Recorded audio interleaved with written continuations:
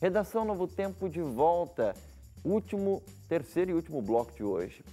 Olha só que situação complicada que vive no Rio de Janeiro. De 100 dias letivos desse ano, em 93 deles, as aulas da rede municipal da cidade do Rio de Janeiro foram interrompidas em pelo menos uma escola por conta de tiroteios. Os dados são da Secretaria de Educação e, no total, 381 escolas ficaram sem aulas em algum dia desse ano. Esse número corresponde a 25% da rede de ensino. O resultado foi que 129 mil crianças foram afetadas e tiveram a educação comprometida. Tem uma declaração de uma professora que na verdade é uma diretora de uma escola do Complexo da Maré, no Rio de Janeiro, que ela disse o seguinte: eu sempre falo para as minhas professoras que a gente tem que se dedicar como se cada dia fosse o último. Não sabemos se vamos poder dar aula no dia seguinte. Gente, olha essa realidade. A gente sabe, obviamente, que a gente nunca sabe o que vai ser da gente daqui 1 minuto, 5 minutos, etc., por conta da fragilidade da vida.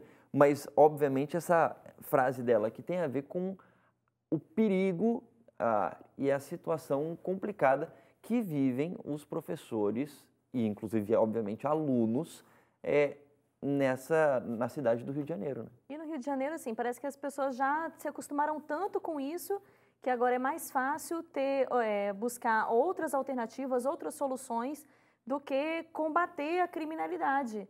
Os professores que sempre passaram por tantos problemas na sala de aula, né, além de ter que formar profissionais, além de ter que formar essas crianças, agora eles têm que receber orientações para saber como proteger essas crianças no momento de um tiroteio, por exemplo. É um absurdo isso. É uma realidade que vem afetando não só o aprendizado das crianças na pátria educadora, mas também as questões psicológicas, né? Tanto dos professores quanto das crianças. Estava lendo uma pesquisa hoje, Leite, que fala sobre o número de pessoas que têm problemas psicológicos no Rio de Janeiro por causa dessa criminalidade e não sabem, não receberam o diagnóstico. Se eu não me engano, são 2,4% só de pessoas que receberam o diagnóstico. E muitas delas não recebem esse tratamento. Então, até que ponto isso pode influenciar no futuro dessas crianças, a ponto de não ser mais fácil partir para a criminalidade? Tem isso também. Tem uma informação aqui interessante que a produção colocou para a gente, porque é o seguinte: o Rio de Janeiro tem um rombo nos cofres públicos, a gente já sabe disso faz bastante tempo, tem um buraco aí de 21 bilhões de reais. Como é que vai investir em segurança pública, sendo que já tem um cofre público, um rombo tão grande assim nos cofres públicos? E assim, né? Tem um fator comum a essas escolas que foram mencionadas na pesquisa, que tiveram as aulas suspensas por conta de tiroteios. As áreas de risco têm em comum o fato de serem controladas por mais de uma facção criminosa e serem palco frequente das operações policiais. Então, quer dizer, ao tentar trazer segurança para essas áreas, a insegurança aparece também, porque você não está tendo aula nessas escolas porque a troca de tiros é perigosa. Mas por que está acontecendo a troca de tiros? Para tentar fazer com que não tenha mais uma situação de insegurança nesses locais. Então parece que é um ciclo vicioso que parece que nunca vai ter fim, né? Porque as facções rivais, elas lutam por território, então elas invadem um território uma da outra, e aí começa a briga, começa a troca de tiro, e os policiais entram no meio dessa história para tentar justamente fazer o que você acabou de dizer aí, né? Tentar conter. E nessa troca aí tripla de tiros é onde acontecem esses problemas. Essa situação, eu acho que veio assim, voltou nos noticiários por causa daquela menina que morreu baleada dentro da escola, né, de apenas 13 anos. Você falou sobre a questão dos cofres públicos.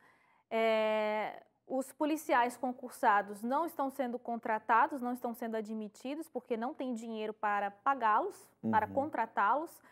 Eles estão com alguns problemas aí Se eu não me engano, isso, é 13º salário de 2016, que muitos nem receberam ainda.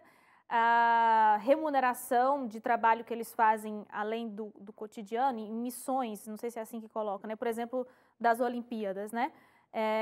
E o mau estado do próprio equipamento, né? Tem altas viaturas paradas, estacionadas, que precisam de reparos, são reparos simples até, mas que não tem recurso, não tem verba para poder consertar as viaturas. Fora, se a gente for discutir assim mais amplamente o assunto, a gente sabe que o poder de fogo é muito menor para os policiais do que para as facções criminosas, né? Os professores no Rio começaram a ter aulas na segunda-feira com a Cruz Vermelha Internacional, a Cruz Vermelha que já atua desse jeito em alguns países de conflito armado, países como Sudão do Sul, por exemplo, ensinando professores a protegerem as crianças, a como agir no momento de troca de tiros, como se proteger, o que fazer no caso como esse, como manter a calma no momento desse. Os professores do Rio estão tendo essas aulas com a Cruz Vermelha Internacional por causa disso, porque dos, sei lá, quantos dias de aula a gente teve nesse ano, em 7, talvez, não houve troca de tiros em nenhuma escola, na região de nenhuma escola. É cruel.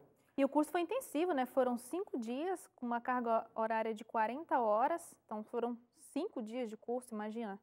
Os professores realmente se empenharam nisso aí, né? Tiraram 5 dias. Agora, se essa situação é impressionante, eu vou passar um dado para você, caro ouvinte, telespectador, que talvez possa fazer com que você, não que você não saiba sobre isso, mas quando a gente coloca em números, talvez o impacto pode ser maior. Dados divulgados no fim do ano passado pelo Fórum Brasileiro de Segurança Pública mostraram o seguinte, presta atenção você aí de casa.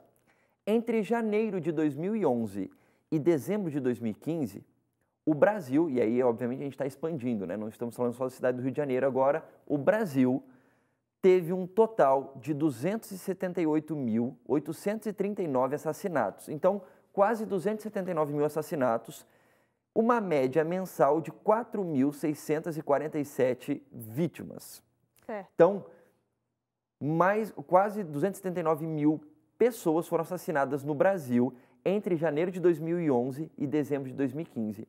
Nesse mesmo período, na Síria, um país que está em guerra civil, a guerra causou 255.124 mortes, segundo estimativas da Agência das Organizações Unidas, das Nações Unidas para os Refugiados, uma média mensal de 4.493 mortes.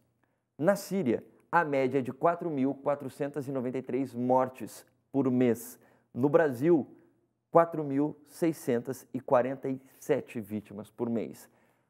Só do ponto de vista numérico, lógico, o Brasil é um país geograficamente muito maior, então esses crimes estão mais espalhados pelo país inteiro do que na Síria, que é um território muito menor do que o do Brasil.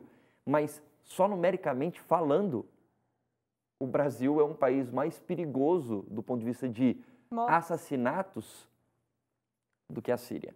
Agora, se esses números já assustam, imagina o prefeito dessa cidade em que a garotinha foi morta em sala de aula, ele cogitou a ideia de blindar as escolas em áreas de risco. Então, imagina como que fica a cabeça de uma criança que está estudando em uma escola, como que ficaria? Blindada, né? Blindada. Então, a criança ali ia se concentrar no quê? Em sobreviver ou em aprender? Como que fica a cabeça dessa criança? Qual seria a qualidade desse ensino? Tem um professor, ele é diretor do programa de liderança, até coloquei aqui para não esquecer, de educação urbana nos Estados Unidos, tem um impacto fisiológico a violência nas crianças. Qualquer pessoa, né, já diria que depois de um tiroteio desse, como é que a criança se concentra? Quem seria capaz de se concentrar depois de um terror desse, né? E ele explica o seguinte, que quando a adrenalina ela entra no sistema, ela faz o córtex cerebral se desligar, é onde a parte onde a parte mais primitiva, onde a gente recebe as informações, é o nosso poder de pensamento. Então, quando a adrenalina entra no sistema, ela faz com que o córtex acaba se desligando. Então, não há mais habilidade, não tem como a criança processar as informações depois que ela sofre uma pressão de adrenalina muito forte, como acontece nos casos de tiroteios. Então, a educação, como você disse, ela com certeza é bastante afetado. Ainda mais se a gente voltar lá no início, quando você disse que de 100 dias letivos, 93 tiveram interrupção. Muita gente critica, quando a gente fala dessa questão de violência e tudo mais, critica a polícia, mas dizendo que é muito violenta e tudo mais. Mas tem um dado interessante aqui que mostra que em 2015, o número de policiais mortos no país durante o expediente, ou seja, em ação, foi de 103 em 2015, que é um dado mais recente aqui, porque leva um tempo o pessoal levantar todos esses dados. No entanto, o número de policiais que foram assassinados fora do horário de expediente foi 3 vezes maior, foram 290 também em 2015. E geralmente eles foram mortos após reagirem a tentativas de roubo. Então, a própria polícia é vítima da quantidade da violência que existe no país.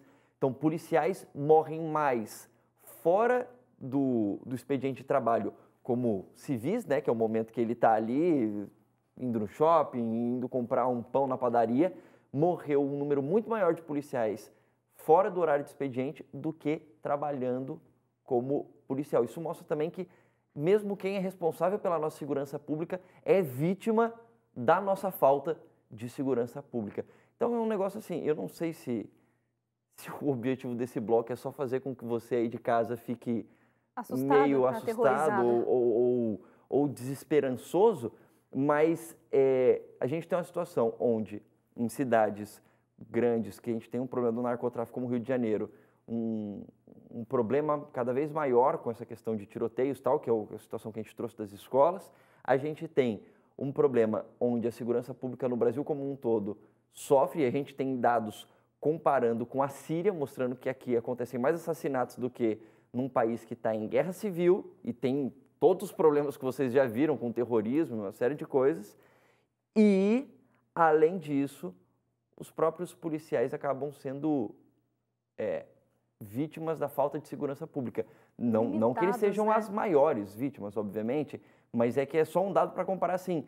Se quem é policial não está conseguindo se proteger, imagina a gente que não é policial, entendeu? Nem se proteger e nem agir também, né? Porque hoje em dia eu já conversei com alguns policiais e me disseram assim, é mais fácil para a gente evitar de reagir, de realmente atuar, porque um policial, qualquer coisa que ele faz, quantos vídeos que a gente vê aí na internet do policial tá ali tentando conter alguma confusão e tal, e o povo em cima dizendo, olha aí como que ele está agindo, olha como que ele está sendo agressivo e tal. Então, aí a punição para o policial também talvez seja uma coisa que limite ele a fazer o trabalho dele, né? Excessiva, né? Uma punição excessiva, que não precisa existir. Tá certo? Não tem uma saída muito fácil, não. Já que está meio pesado o clima aqui desse terceiro e último bloco, vamos trazer uma boa notícia para você terminar o Redação de hoje, pelo menos um pouco mais leve, light. A boa notícia de hoje é um tanto quanto diferente do que a gente está acostumado a contar aqui no Redação. Mas, já que falamos da reforma trabalhista, com a iminência de uma nova forma de relacionamento entre empregado e empregador, a boa notícia de hoje conta algo sobre isso. Pedir folga para o chefe é uma situação desconfortável para muita gente e nem sempre o chefe recebe a notícia tranquilamente.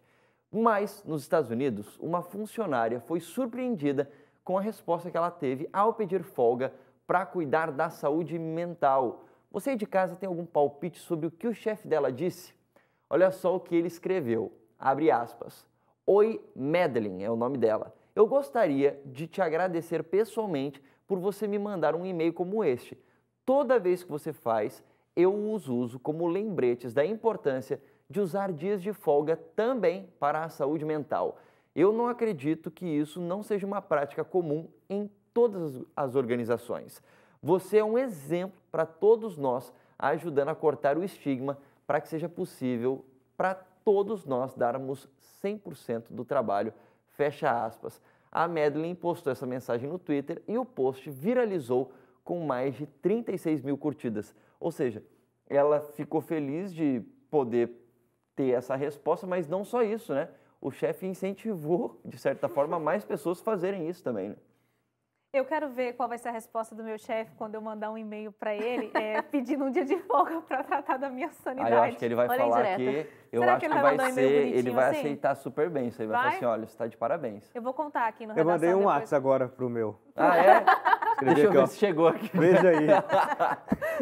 Olha aqui, Eu ó. vou contar para vocês. Mandou o que está escrito aí, Mona. Preciso de uma folga para cuidar da mente. Ele escreveu mesmo. Eu vou responder só na segunda-feira, tá? Semana que vem eu trago a resposta dele aqui. Muito Gente, bom. a gente vai ficando por aqui. Ana Min, mais uma vez, obrigado pela presença na Eu que redação. agradeço, adorei. Tchau, tchau pra vocês. Tchau, gente. Tchau, gente. Tchau, gente. Tchau, até semana que vem.